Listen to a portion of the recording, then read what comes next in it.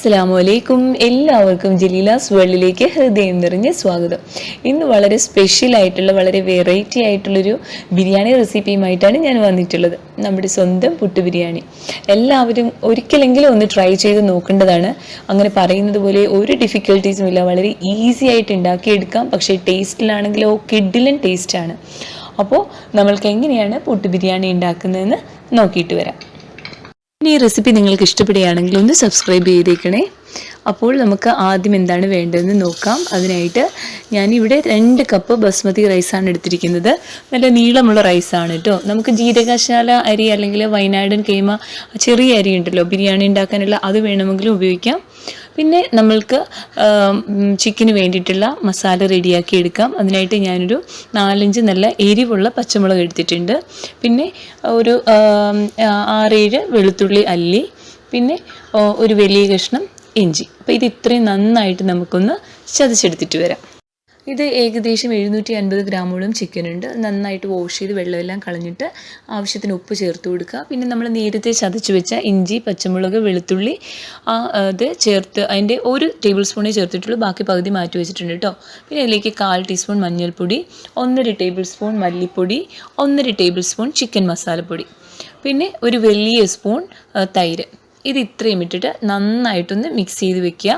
എന്നിട്ട് അതൊരു അരമണിക്കൂറത്തേക്ക് മാരിനേറ്റ് ചെയ്യാനായിട്ട് വെക്കുക. അപ്പോഴത്തേക്കും ആ മസാലയൊക്കെ അതിലേക്ക് നന്നായിട്ട് പിടിച്ചു കിട്ടും.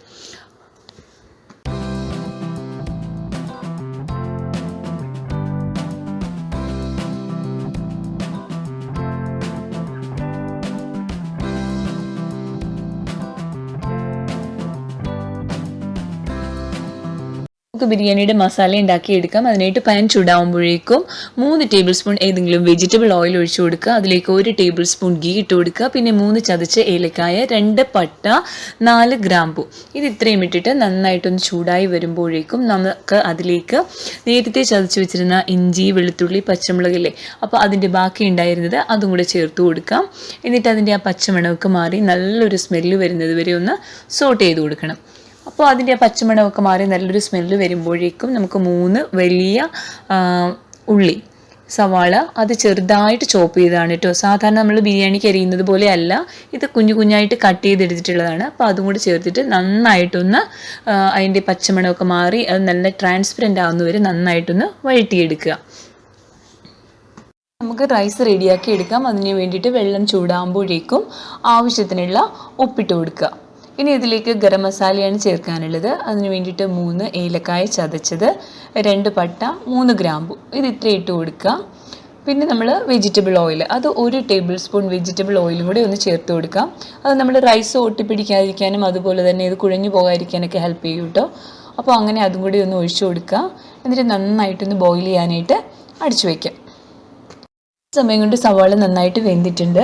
ഇനി ഇതിലേക്ക് ഞാൻ പ്രത്യേകിച്ച് മസാലപ്പൊടികളൊന്നും തന്നെ ചേർക്കുന്നില്ല കേട്ടോ. കാരണം നമ്മൾ ചിക്കനിൽ ആവശ്യത്തിനുള്ള മസാലപ്പൊടികൾ ചേർത്തിട്ടുണ്ട്. അപ്പോൾ ഇതിലേക്ക് ഞാനൊരു 1/4 ടീസ്പൂൺ മഞ്ഞൾപ്പൊടി മാത്രമേ ഇനി ചേർക്കുന്നുള്ളൂ. പിന്നെ മല്ലിയില, പുതിനയില അത് ചോപ്പ് ചെയ്തത് 1/4 കപ്പ് വീതം ചേർക്കാം കേട്ടോ. ഞാൻ എൻ്റെ കയ്യിൽ കുറച്ച് ഉണ്ടായിരുന്നുള്ളൂ, അപ്പോൾ അത് മാത്രമേ ചേർത്തിട്ടുള്ളൂ. പിന്നെ 2 വലിയ തക്കാളി നന്നായിട്ട് പഴുത്തിട്ടുള്ളത്, അത് നന്നായിട്ട് കട്ട് ചെയ്ത് ചേർത്ത് കൊടുക്കുക. ഇനി തക്കാളി വേവുന്നത് വരെ നമുക്കൊന്ന് വേവിക്കാം കേട്ടോ. അടച്ചു വെച്ച് വേവിച്ചെടുക്കാം. ലോ ഫ്ലെയിമിൽ ഒരു 10 മിനിറ്റോളം കുക്ക് ചെയ്തിട്ടുണ്ട്. അപ്പോൾ അതിനുശേഷം നന്നായിട്ട് തക്കാളിയൊക്കെ ഒന്ന് ഉടഞ്ഞു വന്നിട്ടുണ്ട്. പിന്നെ ആ സ്പാറ്റിൽ വെച്ചിട്ട് ചെറുതായിട്ടൊന്ന് ഉടച്ചു കൊടുക്കുക. എന്നിട്ട് മസാല നന്നായിട്ടൊന്ന് മിക്സ് ചെയ്തെടുക്കുക. ഇനി ഇതിലേക്ക് നമുക്ക് മാരിനേറ്റ് ചെയ്ത് വെച്ചിട്ടുള്ള ചിക്കനാണ് ചേർത്ത് കൊടുക്കേണ്ടത്. അപ്പോൾ ചിക്കൻ ചേർത്ത് കൊടുക്കുമ്പോഴേക്കും നമ്മൾ പ്രത്യേകിച്ച് വെള്ളമൊന്നും ചേർക്കുന്നില്ല കേട്ടോ. ചിക്കൻ കുക്ക് ചെയ്തെടുക്കാനായിട്ട് നമ്മുടെ തക്കാളിയിലും സവാളയിലും അതുപോലെ ചിക്കനിലും പിന്നെ ചിക്കനിൽ യോഗർട്ട് ചേർത്തിട്ടുണ്ട്, തൈര് ചേർത്തിട്ടുണ്ട്. അപ്പോൾ അതിലൊക്കെ ആവശ്യത്തിന് വേറെ വെള്ളമുണ്ട്. അപ്പോൾ ഈ വെള്ളമൊക്കെ തന്നെ ധാരാളം മതിയാവും ചിക്കൻ വെന്ത് കിട്ടാനായിട്ട്. മീഡിയം ലോ ഫ്ലെയിമിൽ വെക്കാനായിട്ട് പ്രത്യേകം ശ്രദ്ധിക്കണം. അതുപോലെ തന്നെ ഇടയ്ക്കിടയ്ക്ക് നമ്മളിതൊന്ന് ചെക്ക് ചെയ്ത് എടുക്കണം കേട്ടോ, അടിയിൽ പിടിക്കുന്നുണ്ടോ എന്ന്. അതുപോലെ തന്നെ തിരിച്ചു മറിച്ചുമിട്ട് ചിക്കനൊന്ന് കുക്ക് ചെയ്തെടുക്കണം. അപ്പോൾ ഇങ്ങനെ കുക്ക് ചെയ്തെടുക്കുമ്പോഴേക്കും നല്ല ടേസ്റ്റാണ് ചിക്കൻ കിട്ടുക. അതുപോലെ തന്നെ നല്ലൊരു ഫ്ലേവറാണ്. ഇപ്പോഴേക്കും നമ്മുടെ വെള്ളം നന്നായിട്ട് ബോയിലായിട്ട് വന്നിട്ടുണ്ട്. അപ്പോൾ ഇതിലേക്ക് നമുക്ക് അരി ചേർത്ത് കൊടുക്കാം. അപ്പോൾ അരി ഒരു 1/2 അവർ വെള്ളത്തിൽ സോക്ക് ചെയ്തിട്ടതാണ് കേട്ടോ. ഞാനത് ആദ്യം പറയാനായിട്ട് വിട്ടുപോയി. അപ്പോൾ അരി ചേർത്തതിന് ശേഷം നന്നായിട്ട് തിള വരുമ്പോഴേക്കും ലോ ഫ്ലെയിമിലേക്ക് മാറ്റിയിട്ട് അടച്ചു വെക്കുക. അപ്പോൾ ഈ സമയം കൂടി ചിക്കൻ നന്നായിട്ട് മസാലയെല്ലാം നന്നായിട്ട് ചിക്കനിൽ പിടിച്ചിട്ട് ചിക്കൻ നന്നായിട്ട് കുക്കായിട്ട് വന്നിട്ടുണ്ട്. കണ്ടില്ലേ, ഒട്ടും വെള്ളമൊന്നുമില്ല. നല്ല അടിപൊളി മസാലയാണ്, നല്ല ടേസ്റ്റാണ്. അപ്പോൾ ഈ സമയത്ത് നമ്മൾ ഉപ്പൊന്ന് ചെക്ക് ചെയ്ത് നോക്കണം കേട്ടോ. കാരണം നമ്മൾ ചിക്കനിൽ മാത്രമേ ആദ്യം ഉപ്പ് ചേർത്തിട്ടുണ്ടായിരുന്നുള്ളൂ. മസാല പ്രിപ്പയർ ചെയ്യുന്ന സമയത്ത് നമ്മൾ അതിൽ ഉപ്പ് ചേർത്തിട്ടുണ്ടായിരുന്നില്ല. അപ്പോൾ ഈ സമയത്ത് നമ്മൾ ഉപ്പ് നോക്കുക, ആവശ്യമെങ്കിൽ ആവശ്യത്തിനുള്ള ഉപ്പ് ചേർത്ത് കൊടുക്കുക. ഇനി ഇതിലേക്ക് ബിരിയാണിയിലേക്ക് നമ്മൾ കളറൊന്നും ചേർക്കുന്നില്ല കേട്ടോ. ഞാനിപ്പോൾ അതുകൊണ്ട് കുറച്ച് പാലിൽ 1/4 ടീസ്പൂൺ മഞ്ഞൾപ്പൊടിയും 1 ടേബിൾ സ്പൂൺ റോസ് വാട്ടറും ഇത് ഇത്രയുമാണ് ചേർക്കുന്നത്.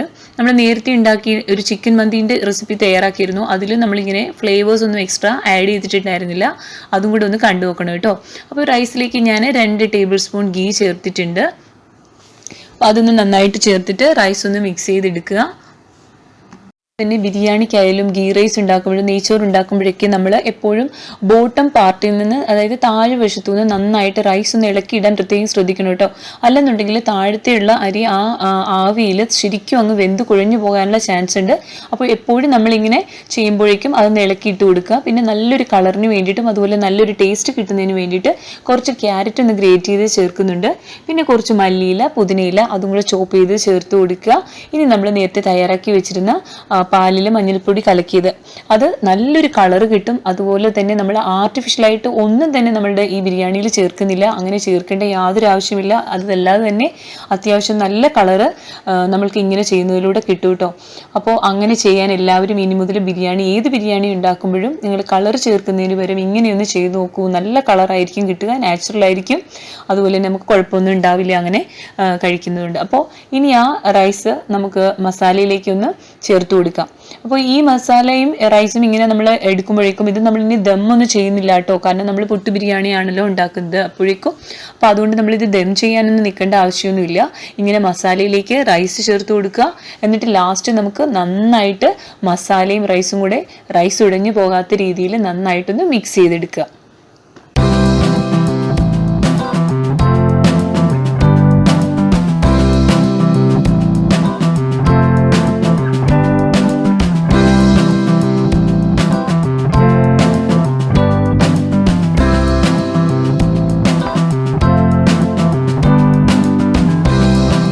റൈസ് ഒന്നും ഉടഞ്ഞു പോകാണ്ട് തന്നെ മസാലയും അതുപോലെ തന്നെ റൈസും ഒക്കെ നന്നായിട്ട് മിക്സ് ആയിട്ട് വന്നിട്ടുണ്ട്. ഈ ഒരു സ്റ്റേജിലും കഴിക്കാൻ സൂപ്പർ ടേസ്റ്റാണ് കേട്ടോ.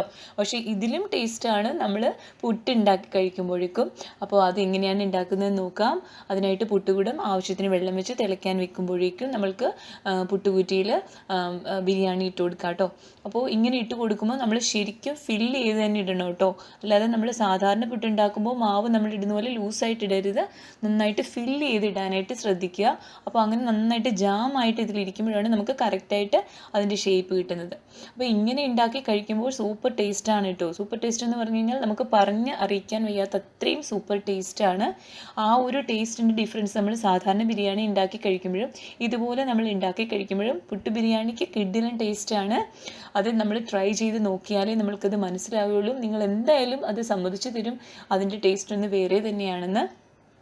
അപ്പോൾ ഒരു കാര്യം പ്രത്യേകം ശ്രദ്ധിക്കുക, നമ്മൾ ഇത് പുട്ടുകുറ്റിയിൽ ഇട്ട് കൊടുക്കുമ്പോൾ നന്നായിട്ട് ഫില്ല് ചെയ്ത് അതിൽ നല്ല റൈസ് നല്ല ജാമായിട്ട് തന്നെ ഇരിക്കണം കേട്ടോ. അപ്പോൾ അങ്ങനെ നന്നായിട്ട് ഫില്ല് ചെയ്ത് കൊടുത്തതിന് ശേഷം നമുക്ക് സ്റ്റീവിൽ വെച്ചിട്ട് ഒരു 5 മിനിറ്റ് നമുക്ക് നല്ല ആവി വരുന്നത് വരെ ഒന്ന് വേവിച്ചെടുക്കാം. ഈ സമയം കൊണ്ട് നമുക്ക് പെട്ടെന്നൊരു സാലഡ് തയ്യാറാക്കി എടുക്കാം. അതിനായിട്ട് ഒരു ക്യാരറ്റ് ഗ്രേറ്റ് ചെയ്തെടുത്തത്, കക്കിരി അഥവാ കുക്യുംബർ അത് ചെറുതായിട്ട് കട്ട് ചെയ്തത്, ആപ്പിൾ ചെറുതായിട്ട് കട്ട് ചെയ്തത്, പിന്നെ ഒരു സവാളയുടെ പകുതി അത് നന്നായിട്ട് ചോപ്പ് ചെയ്തത്, പിന്നെ തൈര്, ഇത് ഇത്രയും ചേർത്ത് കൊടുക്കുക. പിന്നെ ആവശ്യത്തിന് ഉപ്പും ഇത് ഇത്രയും ചേർത്ത് നന്നായിട്ട് മിക്സ് ചെയ്തെടുക്കുക. സാലഡിൽ എരിവ് ഇഷ്ടമുള്ളവർക്ക് പച്ചമുളക് ചേർക്കാം കേട്ടോ. അപ്പോൾ കുട്ടികൾക്കൊക്കെ കൊടുക്കുന്നതുകൊണ്ട് ഞാൻ പച്ചമുളക് ചേർത്തിട്ടില്ല. അപ്പോൾ നമുക്ക് അതും കൂടി ചേർത്ത് കൊടുക്കാം എരിവ് ഇഷ്ടമുള്ളവർക്ക്. എന്നിട്ട് നന്നായിട്ടൊന്ന് മിക്സ് ചെയ്തെടുക്കുക. അപ്പോഴേക്കും സാലഡ് റെഡി ആയി കഴിഞ്ഞു. അപ്പോൾ ഈ സമയം കൊണ്ട് നമ്മുടെ പുട്ടും റെഡി ആയിട്ടുണ്ട്. അപ്പോൾ എല്ലാവരും ഇന്ന് ട്രൈ ചെയ്ത് നോക്കണം. ഈ ഒരു ടേസ്റ്റ് ഞാൻ നേരത്തെ പറഞ്ഞില്ലേ, അത് നമ്മൾ കഴിച്ച് നോക്കിയാൽ മാത്രമേ അറിയുള്ളൂ. കിഡിലൻ ടേസ്റ്റാണ്. എന്തായാലും നിങ്ങൾ ട്രൈ ചെയ്ത് നോക്കിയിട്ട് കമൻറ്റ് ചെയ്യണം. നിങ്ങൾക്ക് ഇഷ്ടപ്പെടുകയാണെങ്കിൽ തീർച്ചയായിട്ടും ഷെയർ ചെയ്യാനും ലൈക്ക് ചെയ്യാനും അതുപോലെ സബ്സ്ക്രൈബ് ചെയ്യാനും മറക്കരുത്. മറ്റ് റെസിപ്പീസും നിങ്ങൾ കണ്ടു നോക്കുക, നിങ്ങൾക്ക് തീർച്ചയായും ഇഷ്ടപ്പെടും. ചിക്കൻ മന്തീൻ്റെ റെസിപ്പി ഞാൻ നേരത്തെ ഇട്ടിട്ടുണ്ടായിരുന്നു. അതിലും ഒരു ഫ്ലേവറോ ഒന്നും ആഡ് ചെയ്തിട്ടില്ല. അപ്പോൾ അതും ഒന്ന് കണ്ടു നോക്കുക സമയം കിട്ടുമ്പോഴേക്കും. അപ്പോൾ എല്ലാവരും ട്രൈ ചെയ്ത് നോക്കുമെന്ന് പ്രതീക്ഷിക്കുന്നു. ട്രൈ ചെയ്തിട്ട് നിങ്ങൾക്ക് ഇഷ്ടപ്പെടുകയാണെന്നുണ്ടെങ്കിൽ നിങ്ങൾ കമൻറ്റ് ചെയ്യുക, അതുപോലെ ലൈക്ക് ചെയ്യുകയും ഷെയർ ചെയ്യുകയും പിന്നെ ഒന്ന് സബ്സ്ക്രൈബ് ചെയ്യുകയും ചെയ്തേക്കുക കേട്ടോ. അപ്പോൾ വീണ്ടും അടുത്ത റെസിപ്പിയുമായി കാണും വരേക്കും എല്ലാവർക്കും നല്ലത് വരട്ടെ എന്ന് പ്രാർത്ഥിക്കുന്നു. മസ്സലാമ.